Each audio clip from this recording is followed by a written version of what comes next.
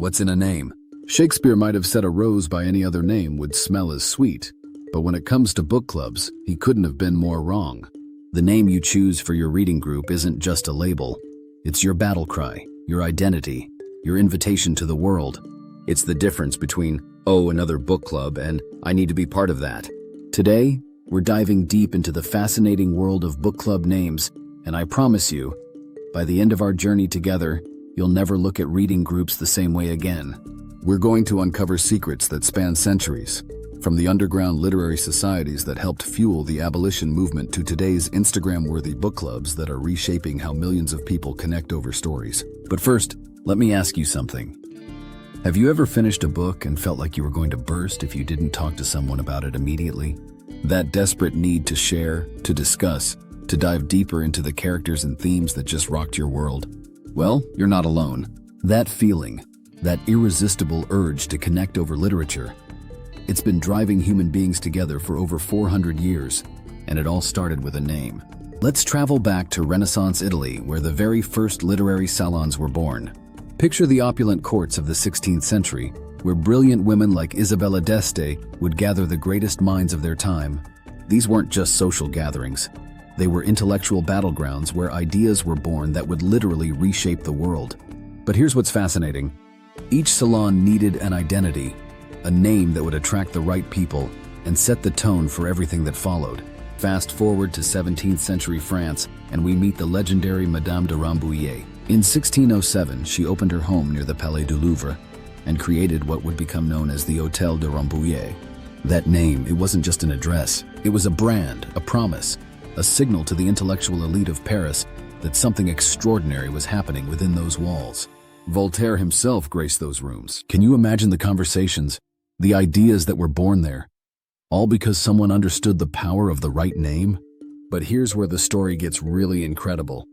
Across the Atlantic, something revolutionary was brewing. Remember those freed black men in Philadelphia I mentioned? They weren't just reading together. They were using their literary society as a launching pad for the abolition movement. The Ladies' Literary Society of New York, founded in 1834, didn't just discuss books.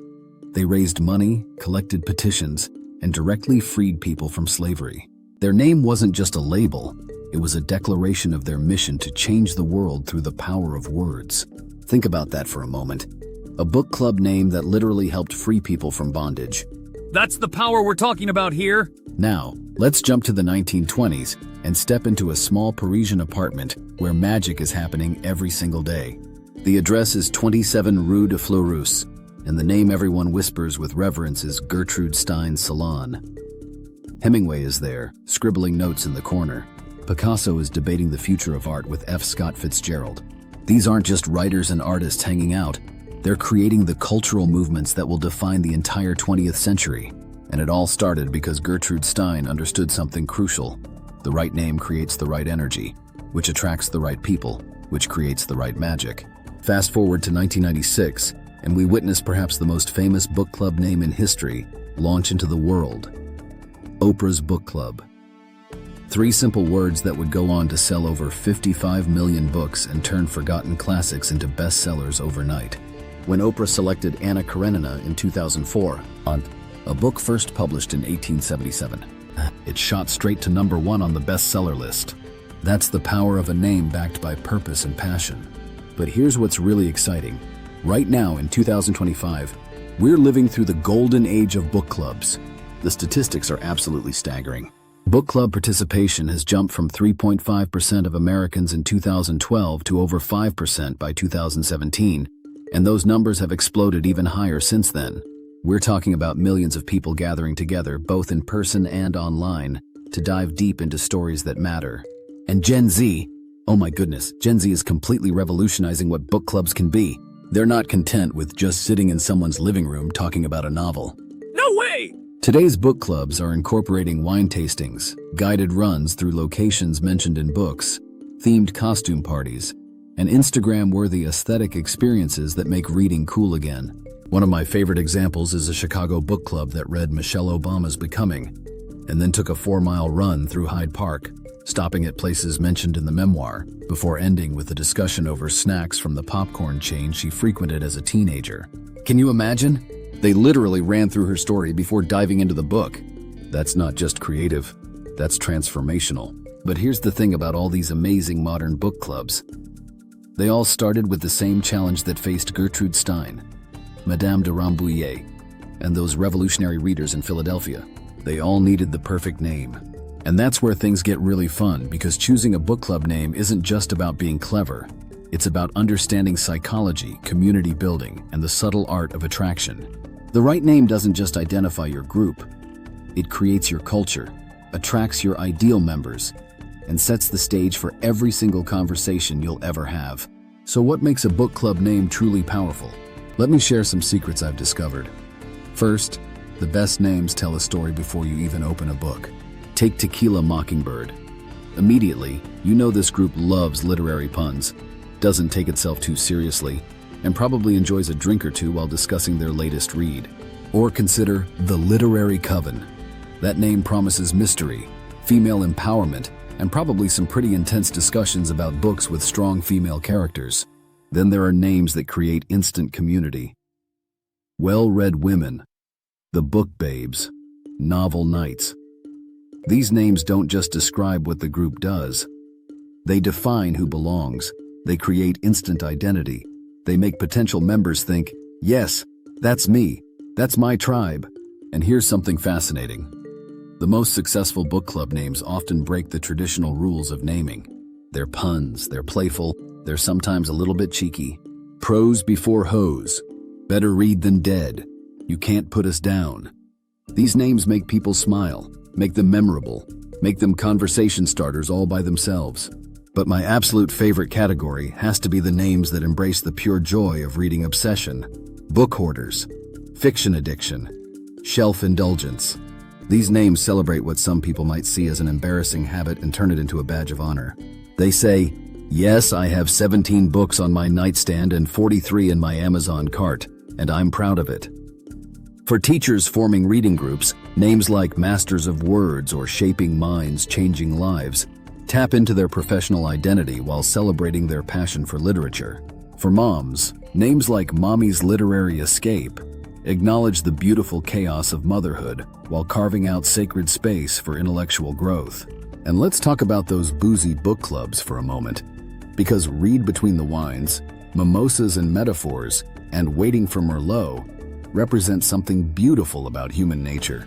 They recognize that sometimes the best conversations happen when inhibitions are lowered, when the wine loosens tongues and deepens connections, when laughter mingles with literary analysis in the most delightful way.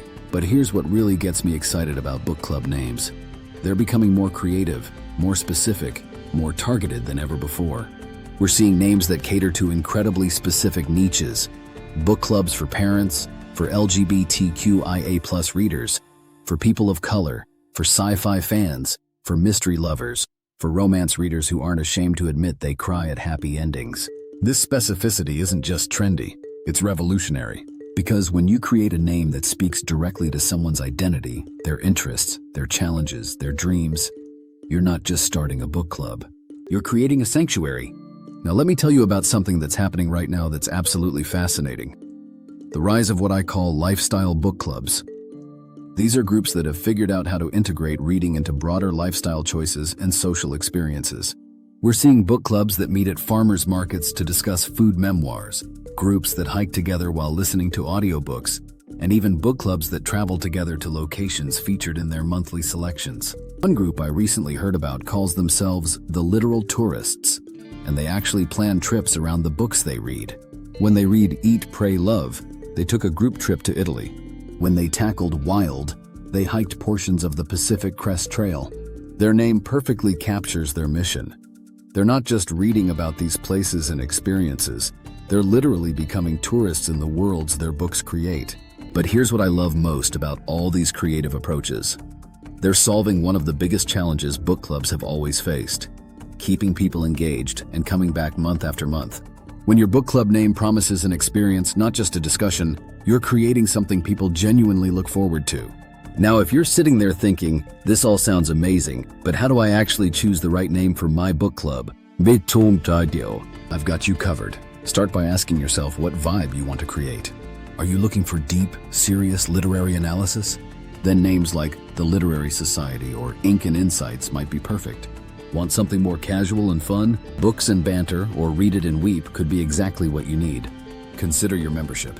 If you're starting a group with close friends, you can be more playful, more inside jokey.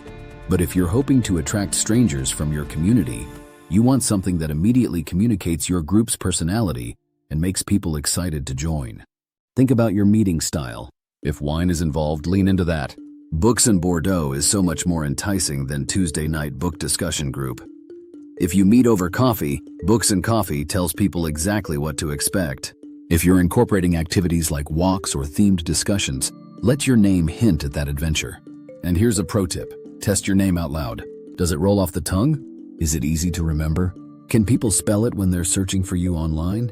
The best book club names are ones that people can effortlessly share with friends, because word of mouth is still the #1 way book clubs grow. But beyond all the practical considerations, remember this. Your book club name is the first chapter of your group's story. It sets expectations, creates energy, and begins building community before you've even read your first book together. The most successful book clubs I've studied all have one thing in common.